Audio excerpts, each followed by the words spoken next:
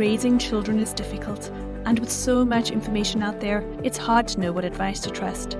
The Child Psych Podcast brings you the top parenting and mental health experts in the world. This podcast is designed to encourage and educate you with the most up-to-date research and concrete strategies that foster healing and resiliency in children and teens, and tools that make parenting easier. Whether you're a professional or parent, you will walk away with answers that empower you, and you'll feel more confident knowing you are on the right path. Most importantly, we're here because we need to raise a generation of children who don't need to recover from their childhoods.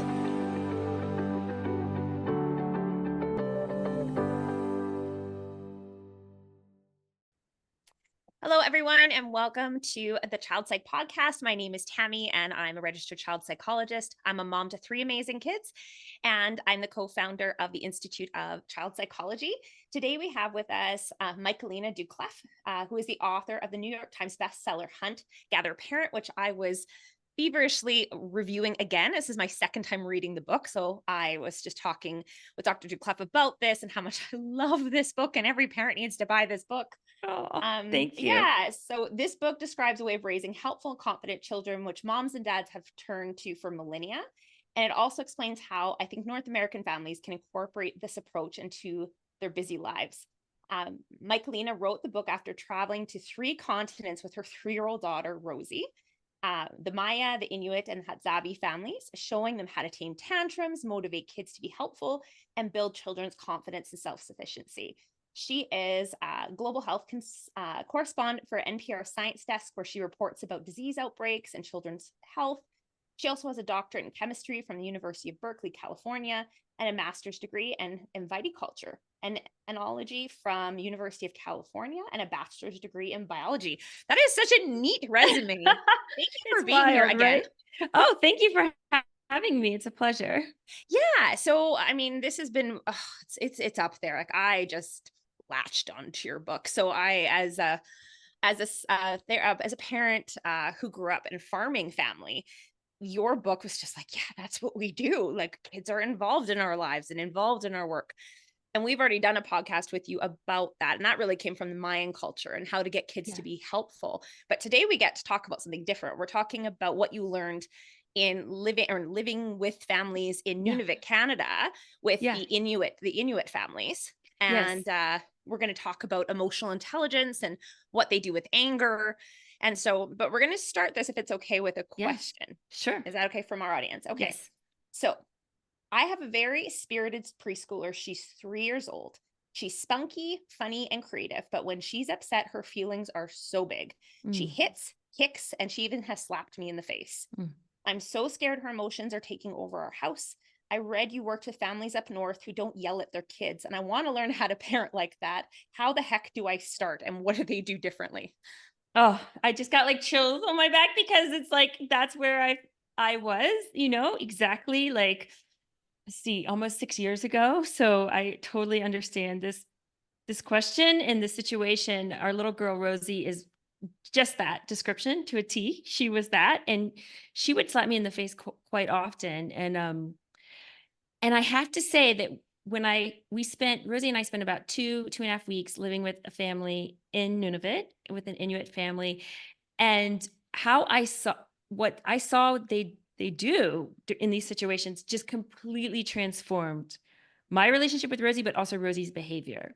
So there's a couple things to cover. I mean, this could be the whole podcast answering this question in many ways.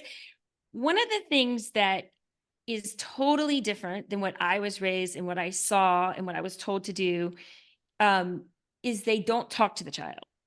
So if the child is very upset, there isn't a lot of, are you okay? What's wrong? Can I fix it? Why are you crying? There isn't like, we tend to go to words, right? When children have problems.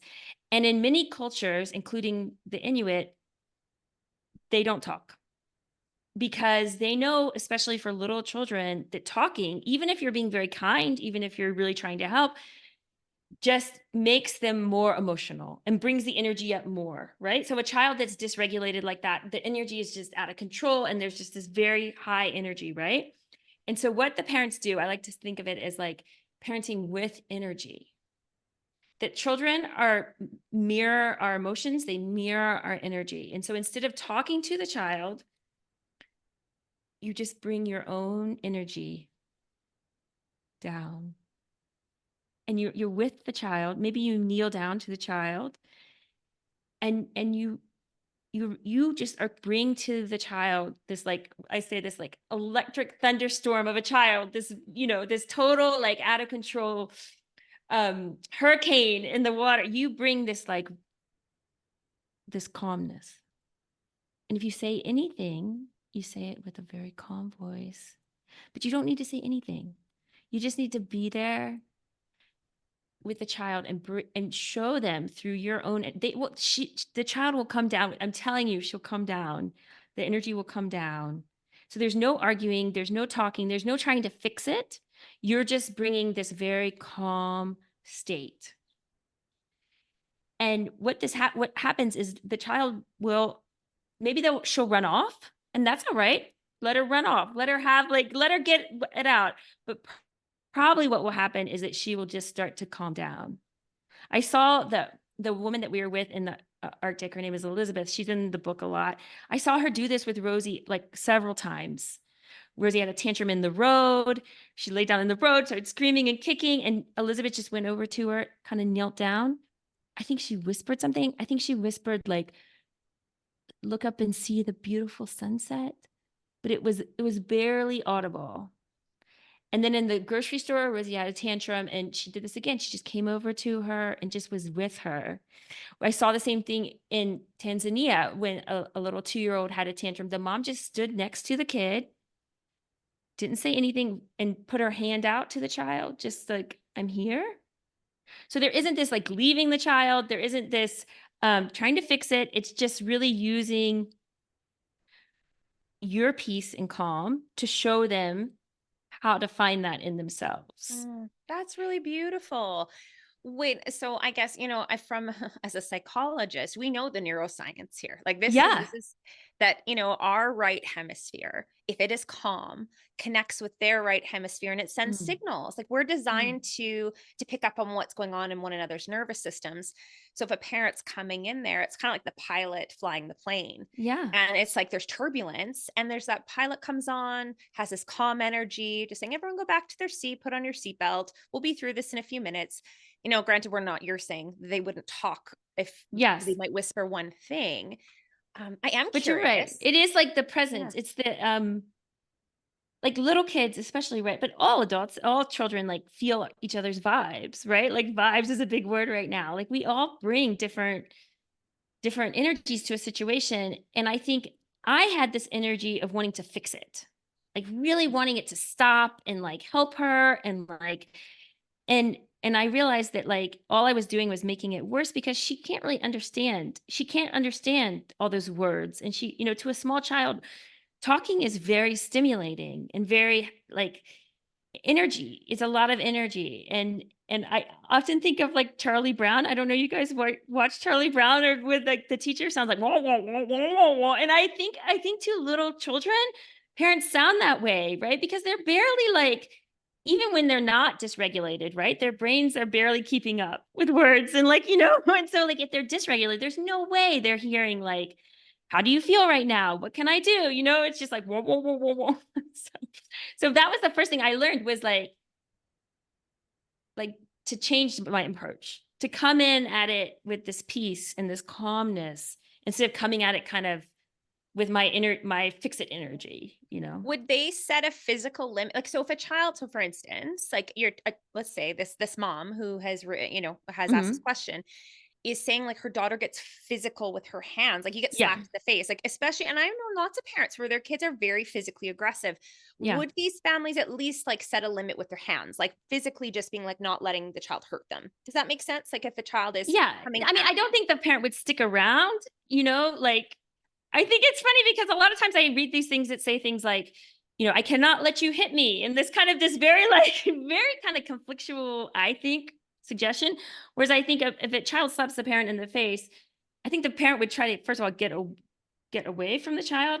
So I did see, like if you're not there, the child can't hit you, right? I did see, so there's lots of examples of this in the ethnographic record, both with the Inuit and with many cultures of children. Toddlers hit parents, like in every culture, and it's like they don't have that regulation, right? They don't know how to handle this emotion or their emotional states. And it's fascinating because in many, many cultures, it's just ignored.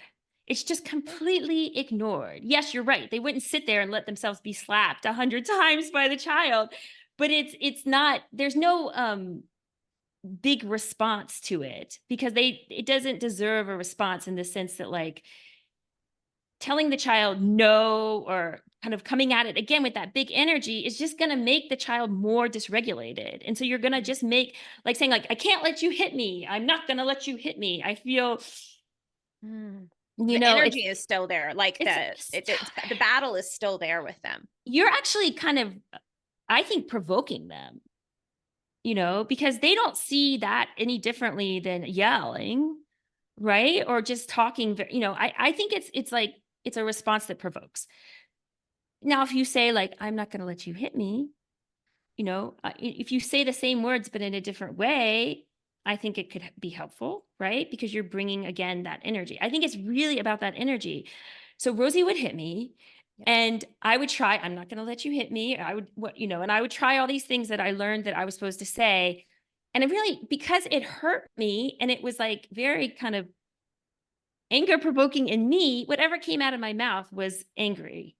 No matter how hard I tried, right? You're angry. It's really hard to say something without anger in your voice. And so for me, it was really learning, I don't need to say anything. Maybe I need to walk away, maybe if she's really going to be violent with me. But in general, I'll never forget the first time I did it. She hit me in the face and I said, and this is the second part of the answer to this question. I turned to my husband and I said, she doesn't understand. She can't help it. In this very calm, empathetic voice, she doesn't understand. And this is something that the Inuit families would say. She doesn't understand. And I turned and I looked at Rosie and she just had this total expression of surprise on her face because she thought I was going to get in an argument with her or I was going to start doing whatever I was doing before. And she completely softened. Like my softening to my husband, not to her, because I couldn't say anything to her because I'm angry at her. To my husband, my softening softened her immediately. And the whole relationship changed. Like all of a sudden, I became this rock in her storm versus like joining the storm. I know what you did there. It was really interesting, which you talk about in the book, by the way. And this is why I'm like, guys, get the book 7 through 12, great chapters.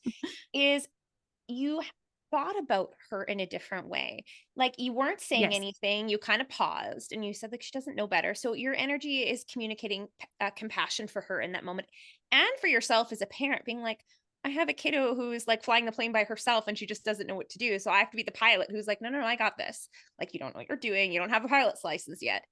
And that alone, kind of your cognitive reframe of her and seeing her in a different way calmed your body. And that calmness in your body was then exchanged with her energy. Like that there was that change, but the shift happened for you. Like up here, I saw her differently. She's a little child. She doesn't have those skills. Yes, they're exactly right. And I think that's the second huge, like, what are the differences? Is that I think we have some ideas about little children in our society that are kind of not helping us and making it harder. So we think that little children are pushing our buttons, they're manipulating us, that like clearly somebody hitting you in your face, you respond in anger, even with a little kid, how dare you hit me, and I think in many cultures, including the Inuit culture, they view small children very differently. They view small children as these like irrational, illogical creatures that don't have understanding, that don't know how to handle this situation. It's nothing about the parent. It's just about the child not having understanding, not being at the point where they know what to do with this big emotion in their minds. And I think this is a much more pro-social view of children, right? It gives them, And that allows you to respond to them in a way that's more empathetic and more compassionate versus she's manipulating me. She's pushing boundaries. She's pushing my buttons. She's doing this on purpose, which we have no data in our society to support this idea. But I think you're exactly right. The goal, I think, is somewhat to have less anger inside you that then allows you to respond and react with this softness and this compassion and empathy, which then in return, the child responds with compassion and empathy, right? With a softness, right? And it's like this cycle in the right direction, in a calming direction versus the cycle in an angry direction. So I think you're exactly right. This shift in mindset of children's motivations of why they're so angry, why they have a tantrum can totally change the relationship because it changes the way you respond to them, right? Well, I love this quote. It's from one of the mothers, I think, because you had so many quotes of like beautiful things that they said. And it was, if the child doesn't listen, it's because she's too young to understand and she's not ready for the lesson. Right. Like, I love that. Like they don't have that yet. That's right. So I guess the next step too, and you talk about this, we're trying to come in with calm energy. They don't believe in yelling in Inuit culture. That's kind of the first lesson I took from your book on this section was on emotional intelligence, is literally like the yelling's the first thing we have to address, that like, that is not going to be helpful. Right. As other than it's just, it shuts down communication. And and I think it just teaches you to yell, you know, I mean, I think they see it as like, one, it's a very immature response to anything, that if you're yelling, like you kind of, so they see maturity and the development of maturity as being able to handle situations in a productive way, right? And that yelling is often very unproductive, and they see it as a very unproductive response. And so, yeah, yelling they see as like just going to make the situation worse, especially with a small child, you know, or it's going to like interject fear into the child. And, you know, having the child be afraid of the parent is not a good relationship in their minds, right? You can motivate children with fear very well, but what is that doing to your relationship with them, right? And so, yeah, for sure, like yelling and anger are kind of these emotions that aren't productive in their minds. Yeah. And so again, it comes back to this idea of, okay, well, how can I interact with people to have less anger? Because once you're angry, it's very hard to suppress it. Everybody knows that. Like once you're like in a state of like, I'm so angry, it's really hard to, you need time. You need to go do something to settle yourself down. So it's coming at it from this perspective of, can we view other people and children in a way, in life in a way that creates less anger in the first place? Yeah. Right. I think one of the biggest lessons I've learned as a parent, especially recently, it's funny, when my kids were young, I didn't get triggered. It was the weirdest thing. It's not till they got to tweens, like my older two are teen and a tween. Wow. That's when I started getting triggered. Interesting. And yeah, usually it's little ones. I was a kindergarten teacher before I was a psychologist. So like little ones, I know they're impulsive and they have big tears and big feelings, but it's interesting when I know they have that thinking brain and then they do these things. I'm like, you have executive functioning. So I know you know better. And this isn't like, you know, where you're limited in, I mean, they are limited in their skill sets, but still knowing that brain is much more mature, that was harder for me as a parent. And my superpower this summer, being at home with my kids full time, the whole summer, has been like, if I notice a visceral reaction, like I know you're big on in the book, you say like, this isn't about suppressing your anger or managing it. It's just not getting there in the first place, or being like noticing it. And my superpower is literally being like, this is not a time for discipline. I need to walk away and come back to this when I'm calm. Like I can't, I can't even be here right now, because nothing I do is going to be productive. I'm either going to yell or say something that's hurtful to that child, or they're going to check out because they're scared of me because they can feel my energy. Yeah. You know, I think that's a wonderful point. Like in many cultures, anger is kind of this endpoint, right? And that there's this, like one of the neuroscientists said it really beautifully, like there's this long horizon to get there. There's like all these other emotions that happen before people get angry, right? You can feel kind of annoyed. You can feel kind of uncomfortable. You can feel kind of frustrated. I think the Thai language, there's even like degrees, like rising up. Like I'm feeling level 1, level 2, level 3, right? There's this recognition that there's a lot more that happens in our bodies and in our minds before we explode, right? Before we really feel anger. And I think for me, it's learning just what you said, is learning to feel like, ooh, I'm starting to feel kind of frustrated. I'm starting to feel kind of overwhelmed. I'll say sometimes I'll be like, I'm feeling kind of overwhelmed here. Like maybe we can turn the radio off, or maybe we can like, I'm gonna go take a walk outside, and like kind of catch yourself beforehand. And then you can deal with whatever the situation is way more productively than, like you said, like bursting out and yelling. And so I think it is learning about that we don't, the old school way of thinking about emotions is that certain situations trigger a certain emotion. A kid slaps you in the face, that triggers anger, right? But actually emotions are these learned ways of interpreting things in our bodies and our mind and experiences. And we can change them, and we can find ones that are there and identify feelings in our bodies in earlier, right? We have a lot more control over our emotions than we realize if we think about them as like happening over time and not these just trigger, I'm angry, right? There's like a lot more happenings. I love that. I mean, that's exactly what I think an Inuit family wants to teach their child, right? That like Yeah. to identify that feeling and then walk away if you need to. Go outside, go collect some moss that's what they would say. Go collect some moss on the rocks. Well, they had all the, and it's just where I'm telling parents, like, go check this book out. Cause I took some of my favorite ones where I was like, oh, I love how they're framed. Yeah. So some of these, like I said, everyone check out the book. And then she goes into much more detail about these strategies. So it wasn't the only strategy was like staying calm. Cause sometimes like, Right. we need to take that energy and put it somewhere with our kids. Like, For so I sure. really loved in your chapter on encouragement. So part of emotional intelligence, instead of forcing kids, we encourage them. And part of that is like when misbehavior kind of comes up, there's some strategies they do, which are really interesting. So the ones, and I'm curious which is your favorite, or if you have some, there was parenting with touch or toss. So when a child has that like aggressive energy, they move their bodies. Like they're just like, I need to move them. Like it's like an outlet for the child. I always tell parents to play with your kids when they're prickly. I was Yeah. like, chase them, Yeah. kiss them, like, Pick them up and toss them pick them around. up, Yeah. yeah, airplane them, like go on the Yes. trampoline. And parents are like, well, and then they always say like, well, doesn't that reward the behavior? And I'm like, it calms the brain down. That's the whole point. We're Yes. trying to Yes. calm the brain down. That's what we're teaching. We're teaching their brain to calm themselves down. Right. And I think, does it reward? I don't think that there's that much awareness of it, you know what I'm saying? Like, I don't think the child is connecting that right there, especially the young ones, you know?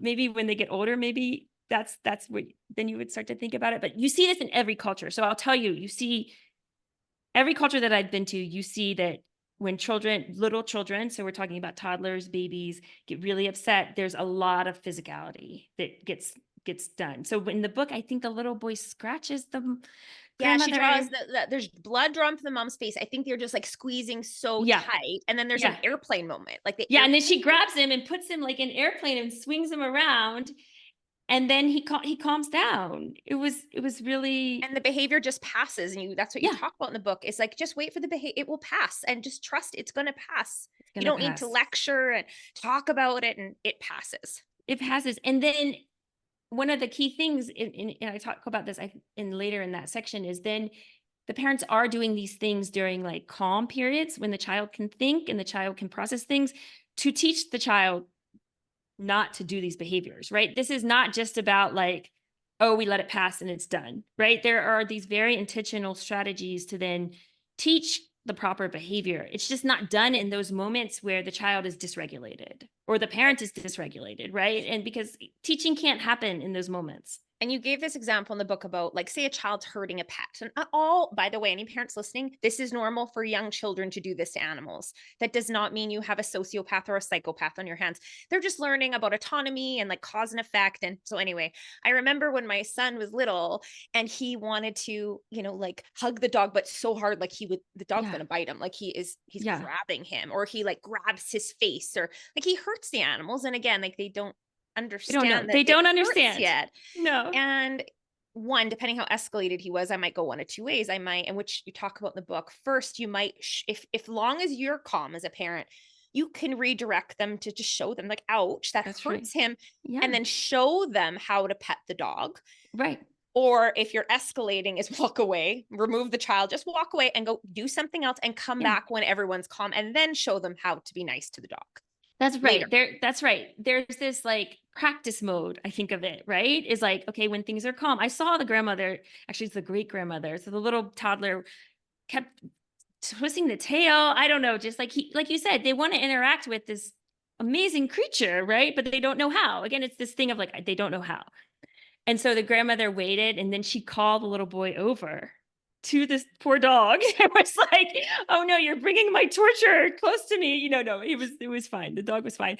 And then she would like show him, like you said, like it was not talking. It was just like this, like this. And I saw this mini cultures like this with the chicks, little baby chicks. Rosie wanted to squeeze the baby chicks, and because that's what you want to hold on, and the mom and the Maya village like showed her like, no, like this. And like, you put the chick in the hand, and the little boy would pinch the dog, and then she would take the dog away, and then she'd try later on. She'd come and do it again. And like, I think I saw her do it like 3 times, and he still like was not like he was still kind of not rough with the dog, but she was like, I'm going to teach this kid like, gentle. And that's the same thing I was thinking with like a little one who's like grabbing your face like that. Like what I might have done, maybe it's just kind of paraphrasing what this whole book kind of put into place, is later I might be like soft hands, like just, yes. And I would do that with my kids, soft hands, soft feet. But yes, if I'm escalated, I can't do that. I have to do it after. And I think that is like the biggest defining point in this book, is a parent being able to say, is this a teachable moment? Not if I'm escalated. This is not the time to do it. Or the child is like, right? Or the child's too upset. escalated. They won't take the lesson in yet. I always say, wait for the dust to settle. We come back to the discipline after. And discipline is just to teach. Yeah. It's a punishment. It's teaching. So we teach it during connection. And we can't do that if we or the child are escalated. And that's what exactly I'm hearing, right. A big message of your book on emotional intelligence. Is this one of the key parts of this culture? That you react to the child's outburst with emotional intelligence, right? In the sense that you're not going to escalate it.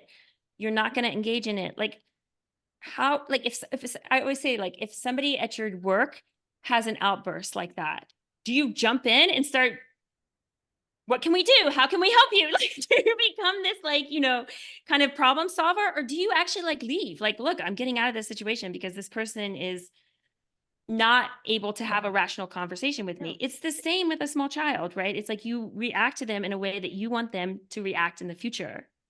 Yeah. Right. And then later the lesson can be taught. I mean, there's so many opportunities to teach kids these lessons with fun and, like you say, connection. And, I think another thing is to respond like with a genuine, like if she hits you, one of the things that really helped me was just to be like, ow, that hurts. Like instead of anger, whatever's below it, it hurts me. It hurts my feelings. It hurts my body. Anger is this like very kind of higher level emotion. There's something always underneath it, right? Yeah, we call that a secondary emotion. Usually it's secondary, unless it's about righting a wrong, like injustice. That's usually the only time it's a primary emotion, is around injustice, like righting a wrong. Like usually it's something else much more vulnerable that we just don't want to. We don't want to look at. And with our families, I think there's always a vulnerability, right? And it's like, once I was like, oh, this hurts me. This hurts my feelings. This hurts my body. And once I learned to be calm, then I could say that to her. I could say, like, ow, that, that really hurts me. And I actually have it on a recording for a radio story. It was amazing. I did it and I recorded it and I was like, ow, that really hurts me. And then I asked her, do you want to hurt me? And she was like, no, mama, I don't. And I don't think she actually was connecting this idea that hitting me hurt me. There wasn't that much. It was just it was a reaction. It was probably a reaction. Yeah. And there was no like, but she was like 3, I think, when that was a big breakthrough, when she was like, I don't want to hurt mama. And then she would actually go through these periods where she would almost hit me. And she's only 3. So she's controlling herself, right? Like she would and sometimes she would kind of hit me, or she'd hit my arm, or she'd kind of do these halfway things. And it was like this progress of like, I don't want to hit my mom, but I don't really know what to do with myself. And it was really beautiful to see. I mean, what is striking to me and what I think about often is in many cultures, children by the time they're 4, 5 have amazing emotional intelligence, like just as much as me. And that they can really learn this to not respond, to walk away, to calm themselves down if the parents and the adults around them are doing it. Beautiful. So it's kind of, you model it. That's the kind That's of the right. key for emotional intelligence, is that parent's own ability to make those choices in hard moments and to walk away when needed, and identifying like, this is coming up in me. And then that's what Yeah, the child starts to learn, is being like, okay, that's right. this is how, and they are also interesting how they divert energy. They teach the kids that when I have energy that's escalating, I put it somewhere. So they do these really neat things where they either kick them outside or they turn the crankiness into contribution. Oh, So they yes. like I will love give them a that. task. And as a teacher, I know this to be true. When kids were escalating, I used to send them with a note to the principal's office being like, it's Ah, really important. You have to go give this to the principal. It's top secret though. So as you see them, I'm like, give them something to do and get them out of the classroom. Like, just give them something visceral. yeah. Or you're saying they put them to work during doing it, like helping with a meal, or Or go outside, get something like, like I'm really into right now, like task rabbiting. That's what I call, like, I think kids need it. Like, go across the street, or, go to across the street to the neighbors and pick this up. Or, Rosie, can you run upstairs? And oh my gosh, I totally forgot. Like, you're right. Make it critical, right? Like you gotta like tap into that. I love that. But yes, I think sometimes we don't realize that children are cranky because they don't have a purpose, that's a good reframe. you It's know? like, yeah, they need Because I get cranky at work when I don't feel like I'm purposeful, or I'm being put to use, like, hey, I've yeah, got all these skills. Like, um, Western parents totally don't use this amazing tool of purpose. Like, children want to contribute. Children want to have a purpose in their life, and it motivates them, and it makes them feel good, and it's a win-win, because then you're teaching the child to help you. Right. And you're teaching the child to be useful. And what I'm like writing about right now is when you send them off on these little quests, these little tasks, you're mhm, also teaching them to be autonomous. Right. absolutely. And And well, I think take fuels, adventures. and it fuels a sense of belonging in the family, of being like, you're a Yes. valuable, and you wrote in the first third of your book really talks about, and we actually, anyone listening can listen to our first podcast on this, because we talk about, the Mayan families and how they get kids helping. And we're on a farm, and my kids have very high self-esteem regarding their autonomy and like feeling like they're capable.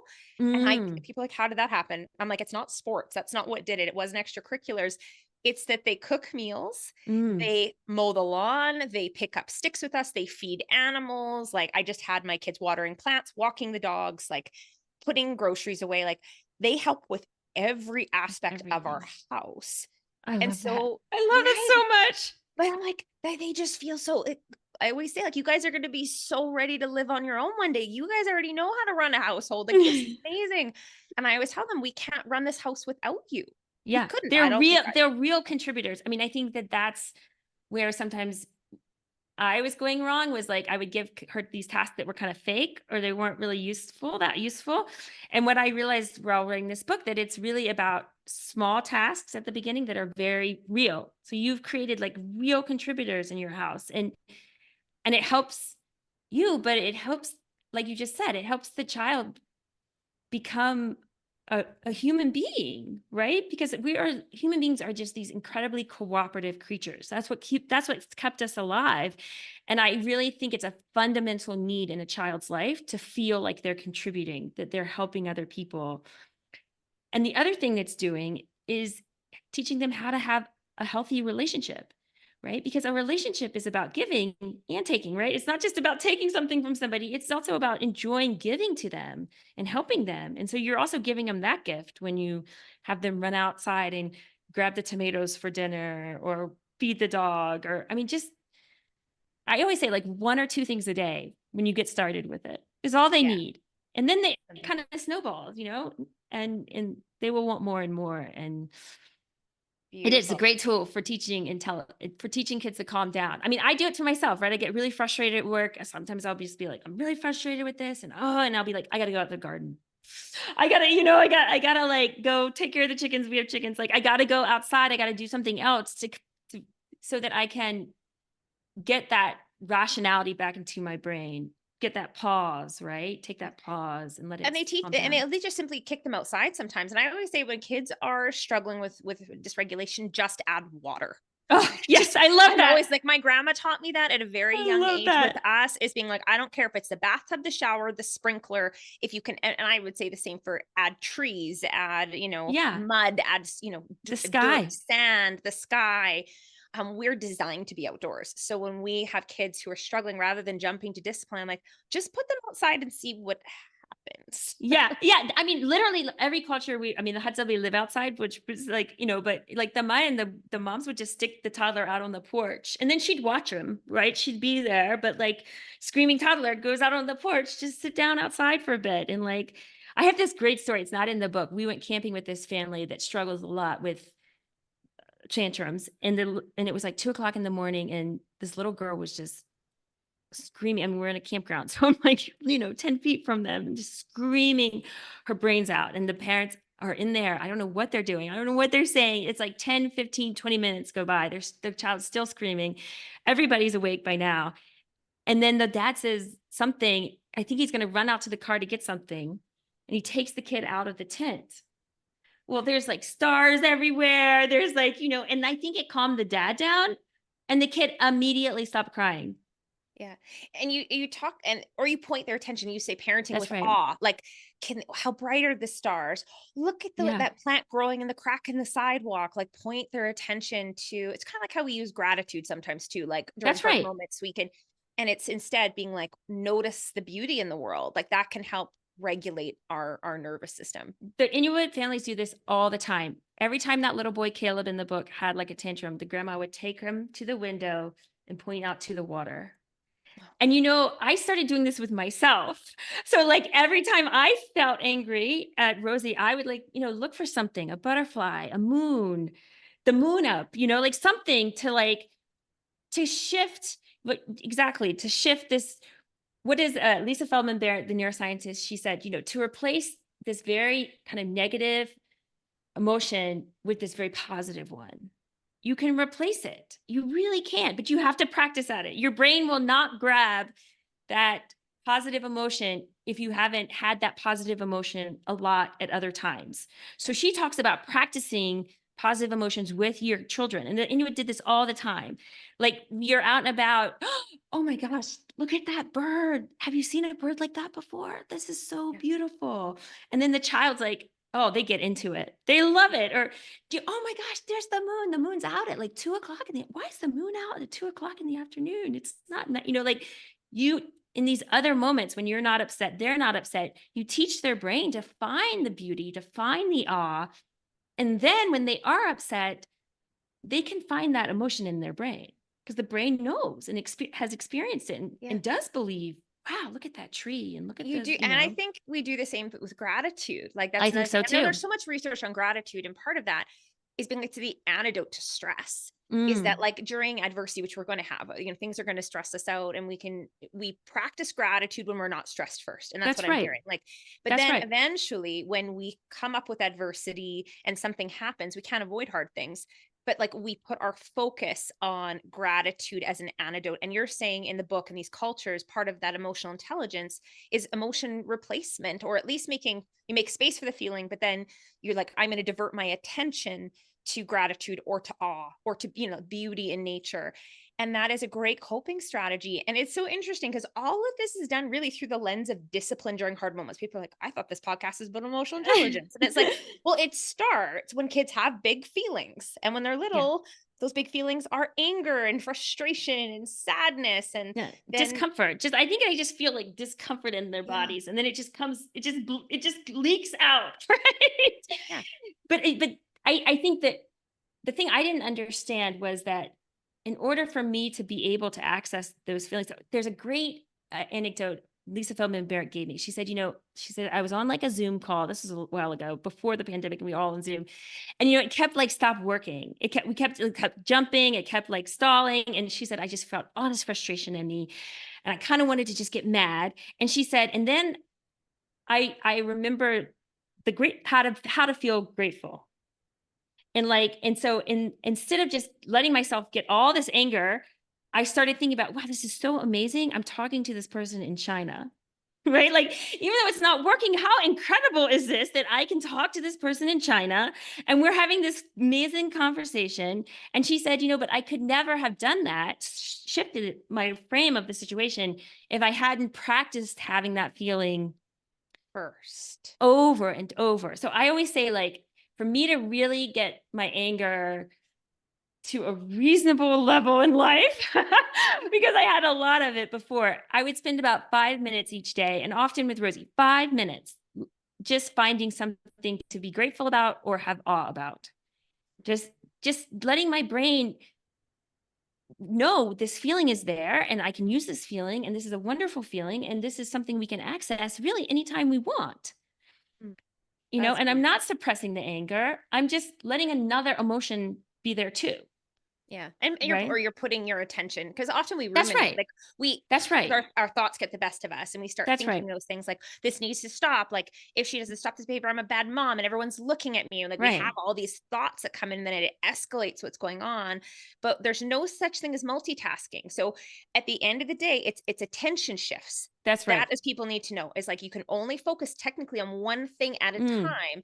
So where does your attention go? And that's what you're teaching kids using these methods we've talked about. You're teaching them to shift their attention to their body, to nature, to gratitude, to, whatever this is how we pet the dog appropriately, all these things. And that will eventually, as they become adults, because we're teaching emotional intelligence, they will learn to do this on their own eventually. Yeah. And I think it will become part of their day-to-day life of like, we do gratitude. We get upset, but we do these other things too, right?